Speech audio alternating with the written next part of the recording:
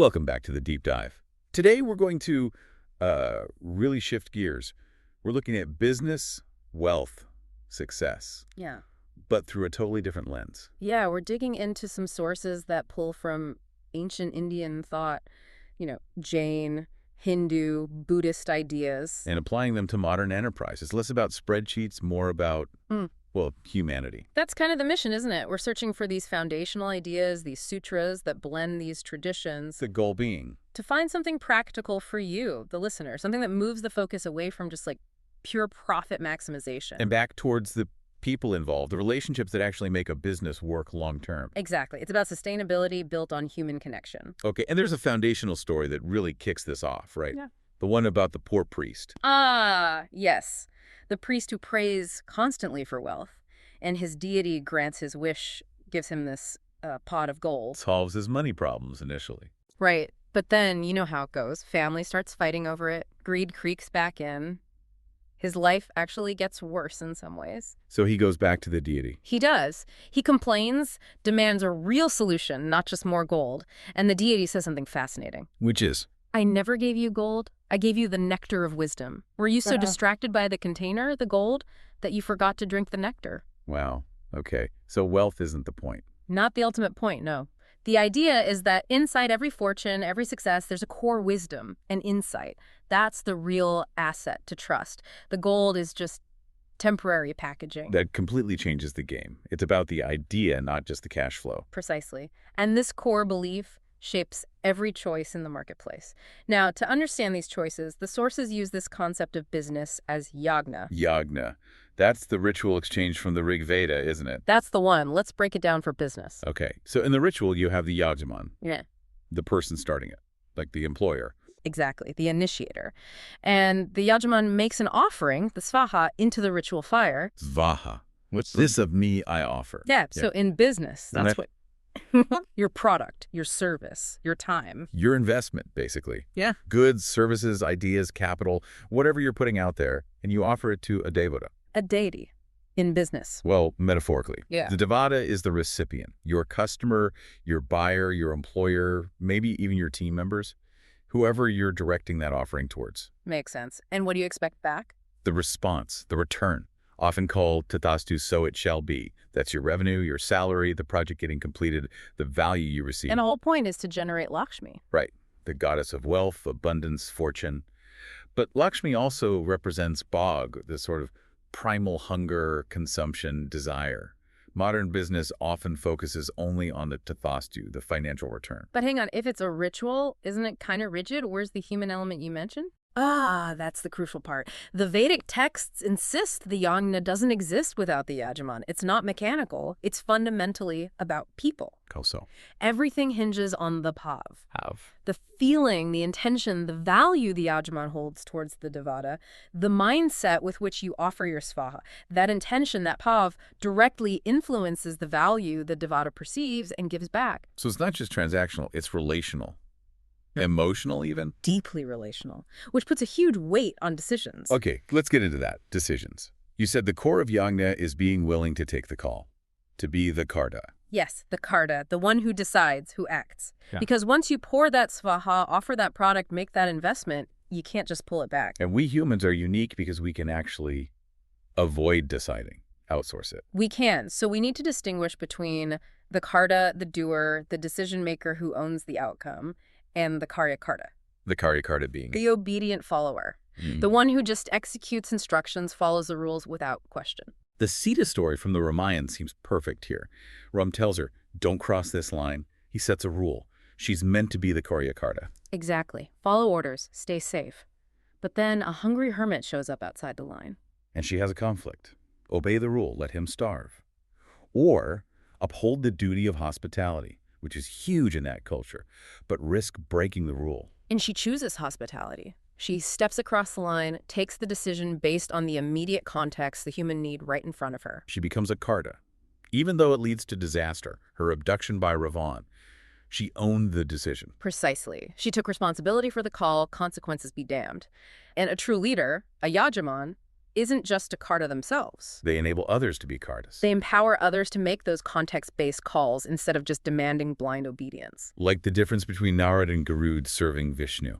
Perfect example. Vishnu hears a noise, asks Narad to check. Narad runs out, comes back. There's a noise. Vishnu asks what kind. Narad runs out again, comes back. It's a milkmaid. He's pure Karyakarta step-by-step execution. Total obedience, very inefficient. Right. But then Vishnu asks Garud, the eagle. Garud flies out, comes back, and reports. It was Sharda, a milkmaid. She tripped on a snake, broke a pot. Don't worry, I suggested she sell the remaining milk to you, since Lakshmi ensures a fair price. He anticipated everything, solved the problem, offered a solution. He acted like a Karta. Exactly. And Vishnu, by expecting and allowing that kind of proactive problem-solving, acts as the true Yajaman. He fosters Kartas. But empowering people means accepting decisions aren't always neat.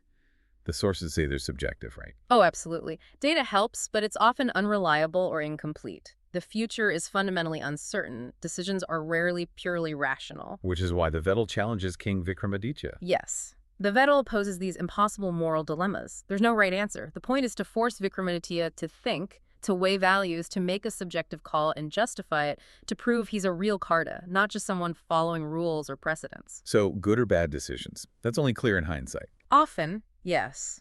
And successful outcomes are frequently rationalized after the fact, like, the manager who gets lucky with the decision and then builds this elaborate strategic story around it. Okay, wait. If success can be a fluke, how do you tell a real Karta leader from just a lucky pretender? That's where the Bhuv comes back in, and the acceptance of karma, the law of consequence. A true Karta understands and accepts that every action ripples outwards. It affects them, others, the environment, often in unpredictable ways, regardless of their intention. A pretender just focuses on spinning the immediate result. That sounds like a heavy burden. Like that other Garud story with the sparrow. Oh, that one's brutal. Garud sees Yama, the god of death, staring intently at this little sparrow. So Garud feels sorry for it. Yeah, acts out of kindness. He scoops up the sparrow and flies it miles away, placing it gently in this remote lush forest by a fruit tree, thinking he saved it. Right. He returns to Yama, who's now smiling. Yama explains the sparrow was fated to die that day, eaten by a python living under that specific tree in that exact distant forest. Oh my God.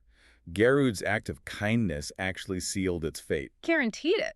The consequence was unavoidable, maybe, but the Yajaman, the Karta, has to shoulder that kind of uncertainty and weight. You make the call, you own the ripples, good or bad, intended or unintended. So for a CEO today, it means understanding decisions are final, like an arrow shot from a bow. And even good intentions can have terrible outcomes, and you still have to own it. You can't just retreat and say, I was only following orders, like the Karyakarta. That's the essence of it. Accepting that burden is key to being a Yajaman. Okay, let's shift gears again. This next part feels challenging. Violence and scarcity. The source says, without violence, there is no nourishment. That sounds harsh. It does, but we need to unpack violence here. It doesn't just mean physical harm. It means consumption, disruption, displacement. Like eating. Exactly. To grow physically, you have to consume something else. Life feeds on life. Mythologically, it's the difference between Kali, the wild, untamed forest, necessary but chaotic, and Gauri, the cultivated field, orderly, productive. So business, the Agna, is about taming the wild, turning Kali into Gauri. In a way, yes. Creating order and productivity requires transforming the existing state. So in modern terms, violence could be competitive disruption, shutting down an old factory to build a new one. It could be. Think about the story of the Pandavas burning the Kandavprastha forest to build their city, Indraprastha. Progress required displacement. Clearing the forest meant displacing the tribes, the animals, the existing ecosystem. So economic growth inherently involves some level of destruction or sacrifice of the old. It often does, and sometimes that violence is less obvious, almost invisible, like in the story of Manu and the fish. Right. Manu saves a tiny fish from being eaten. A noble act. He vows to protect it, but the fish grows and grows. It needs bigger and bigger containers. A pot, then a pond, a lake, a river. Finally, it needs the entire ocean. And to satisfy the fish's endless need for more space, more resources, Manu causes the great flood, the pralay, that ends the world. Whoa. So the lesson is, even the kindest intention, like providing everything for something helpless, if it demands infinite growth. It eventually consumes everything. It destroys cultures, nature, the system itself. The invisible violence of unsustainable exponential demand, even when driven by good intentions. That ties into the idea of extraction versus exploitation, maybe, like the divas and asuras churning the ocean. Exactly. That myth is pure business strategy. You have the asuras, often seen as controlling the raw potential, the resources, the ocean of milk. And the divas bring the know-how, the technology, the capital. They bring the value add, the process to churn the milk and extract Lakshmi, the wealth. They have to cooperate initially. They're co-creators. But then the conflict starts. Over the Amrit, the nectar of immortality. Right, the ultimate return on investment. Right. And the divas grab it all for themselves, tricking the asuras out of their share. Which leads to eternal conflict. Eternal resentment. It's a perfect parallel for the tension you often see between, say, shareholders and investors, the divas, maybe, who capture the lion's share of the profit, the Amrit. And the workforce, the asuras, who provided the raw labor or resources and feel cheated. That debate over fair distribution is endless. It really is. And it's subjective, which makes it tricky. Which logically brings us to the next idea, seduction. Seduction. Yeah. In business. Well, think about it. No one has to participate in your yajna. Customers don't have to buy. Talent doesn't have to work for you. Suppliers don't have to supply. You have to attract them. You have to make your exchange appealing. You have to seduce them into participating. Remember Shanta? She had to be sent to lure the celibate sage Riyashring out of his isolation so he could perform the yajna needed to bring rain. Seduction was necessary to start the value creation. Okay, so the yajaman needs to be persuasive, attractive. Mm-hmm. But business isn't just one transaction, right? The sources call it a satra. A satra, yes. A maze of interconnected yajnas. You're not just dealing with one devata, the customer. You have employees, suppliers, regulators, shareholders, tons of devatas. Multiple stakeholders, basically. Exactly. And you have to manage all those exchanges. The Jagannath temple ritual is a great illustration. How so? Before the main deity, Jagannath is worshipped in the chariot festival, they first have to honor the woodcutters who got the logs themselves, the tools used to carve the chariot, and the carpenters who built it. Ah, so every single link in the value chain is treated as a devata, needing acknowledgement. Every single one. You have to honor the whole chain. And each devata in that chain often has their own upstream devata. Your employee answers to you, but you answer to your boss, who answers to the board, and so on. It's an escalation matrix. Right. So a good yajaman doesn't just solve their team's problems. They need to help their team members become better yajamans in their own right, managing their downstream relationships effectively. Otherwise, everyone just looks upwards, towards the boss for approval or rewards. Exactly. The whole organization starts gazing upstream, focused on pleasing the hierarchy, and forgets about the ultimate downstream devata, the customer who actually provides the revenue. Okay, so if seduction is key, are there different kinds? The sources mention manaka. Ah, manaka. That's seduction purely for the yajam's benefit, often at the devata's expense. Think of Indra sending the beautiful nymph Manaka to distract the sage Kaushik from his spiritual practices. Indra benefits by preventing a rival, but Kaushik is thrown off his path. It's manipulative. Totally manipulative. The yajaman wins because the devata fails or gets distracted from their own goals. And the alternative is Mohini or Kamakshi. Right. This is the higher form. Seduction that ideally benefits both parties, maybe even leads to growth for everyone involved. Vishnu as Mohini distributing the Amrit is complex. How so? She tricked the asuras. She did, but look at the outcome. By giving the devas immortality, she arguably condemns them to eternal boredom. What's the point if there's no risk? But by denying the asuras, she gives them a renewed, powerful purpose to fight for justice, to reclaim what they believe is theirs. The seduction elevates purpose, even through conflict. So the best kind of seduction in an organization isn't trickery, but creating purpose. It's creating a situation where the devatas, your employees, your team, want to satisfy the hunger of the yajaman, not just because they're paid, but because they connect their work to their own self-worth, their own purpose. Like the gopis dancing with Krishna in the Ras Mandala. They dance out of devotion, finding joy in pleasing him. It's that voluntary, engaged contribution.